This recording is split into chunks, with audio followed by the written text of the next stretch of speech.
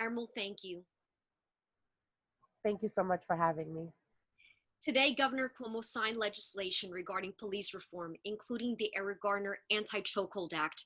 Your father, Eric Garner, died in July 2014 during a physical altercation with a police officer who held him in a chokehold when he yelled out that he couldn't breathe. No action was taken against then Officer Daniel Pantaleo until August 2019 when he was fired.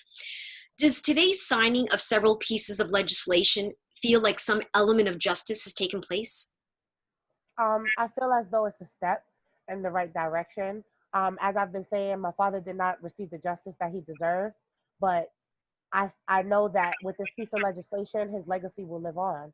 I know that nobody will suffer at the hands of a chokehold and not see any consequences.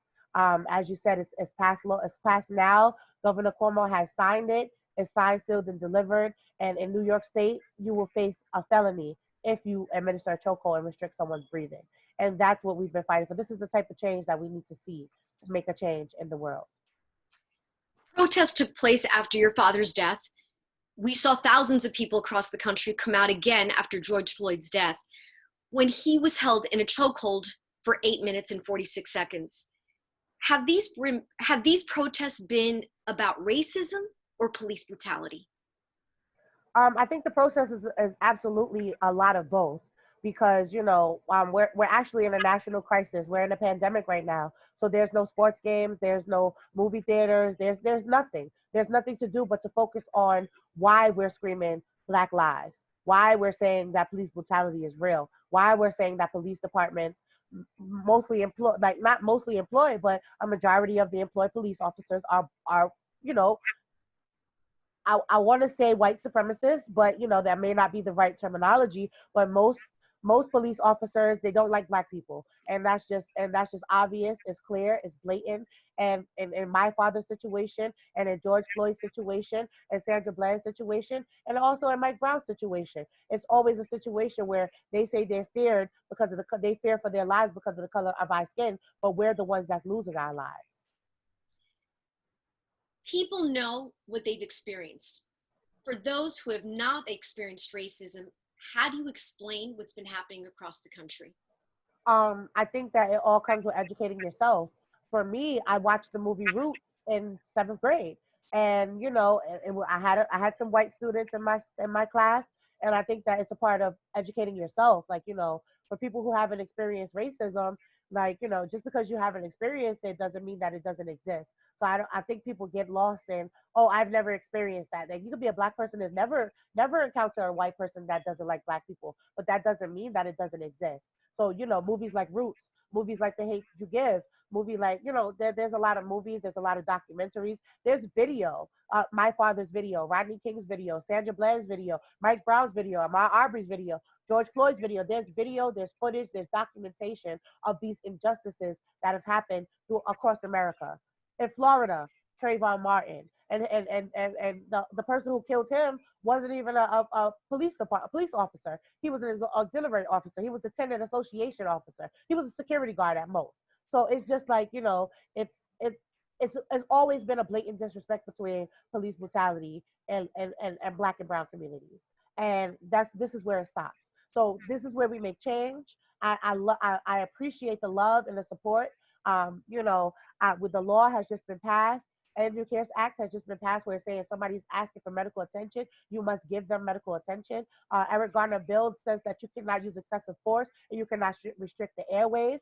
50A was repealed, and that means that all of these police reports that they're the police reports and all of the documentation that goes into the investigation can now be seen by the public. And this is the type of change that we need to see. We need to see transparency. We need to know what the cops' histories are because they had encounters with these people. It's coming out that they knew each other. George Floyd and his murderer, they knew each other. So that all needs to be revealed. And that's the change that people need to see. You've touched on transparency. The other question I wanted to ask you is, what do you think needs to take place when it comes to police investigations? For example, what do you believe was lacking during your father's investigation? I think what lacked in the investigation is the terminology.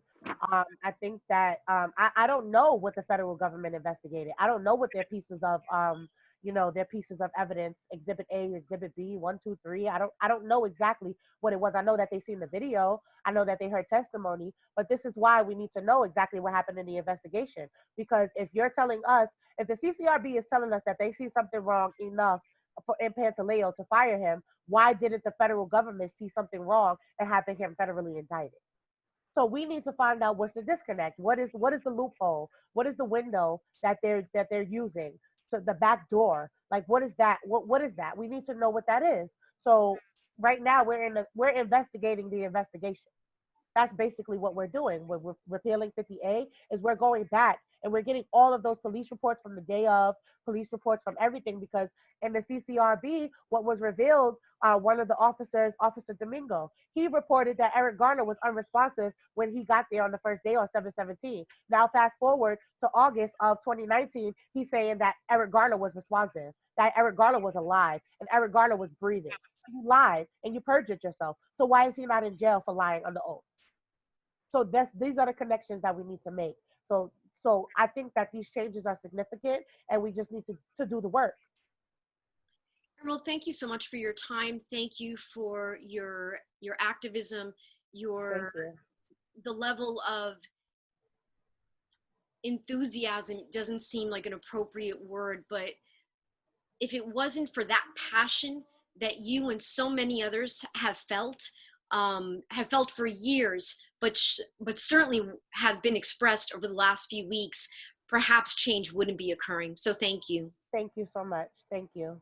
We've been speaking to Emerald Garner, an advocate, as well as the daughter of Eric Garner, whose death we will be remembering next month.